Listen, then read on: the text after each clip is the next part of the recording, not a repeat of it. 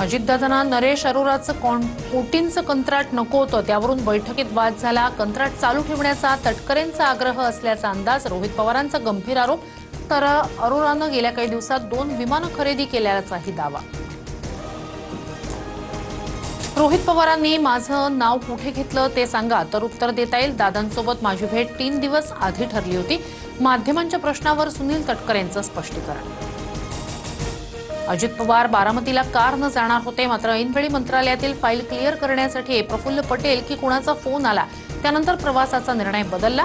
रोहित पवारांनंतर प्रमोद हिंदुराव यांच्या दाव्यानं खळबळ। श्रद्धांजली सभेत माझ्या वक्तव्याचा विपर्यास करण्यात आला। आमचा पक्ष एकसंघ।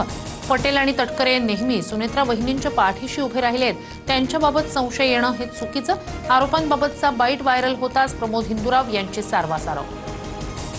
I might be an Olympian, but just like you, I still care about getting the best deal. With Lemfi, I send money at the right time and get competitive rates whether I'm in the US, UK, Canada or Europe. PSR विमानांचे black box बंद ठेवता येत नाही, मात्र सत्य समोर येऊ नये म्हणून ब्लॅक बॉक्स बंदचं कारण देत असतील तर दादांचा 100% घातपातच झाला। रोहित पवार आरोपांवर ठाम।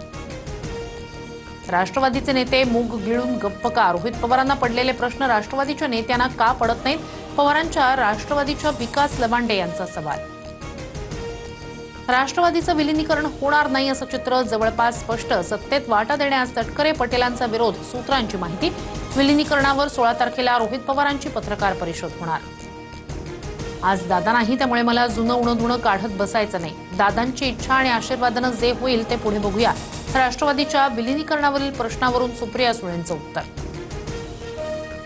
उपमुख्यमंत्री सुनेत्रा पवार पुढील आठवड्यापासून पक्षाच्या आमदारांच्या स्वतंत्र बैठका घेणार। प्रत्येक आमदारासोबत प्रत्यक्ष संवाद साधणार। पक्षाची आगामी वाटचाल, आमदारांचं मत आणि अडचणी जाणून घेणार, सूत्रांची माहिती। शरद पवारांना उद्या रुग्णालयातून डिस्चार्ज मिळण्याची शक्यता। पवारांच्या प्रकृतीत सुधारणा झाल्याची माहिती। खोकला आणि श्वसनाचा त्रास झाल्यानं उपचार सुरू होते। टाटा ट्रस्टसोबत 12 आणि नाम फाउंडेशन सोबत एक सामंजस्य करार। स्वयंसेवी संस्थांच्या भागीदारीतून महाराष्ट्राचं वेगानं परिवर्तन होणार।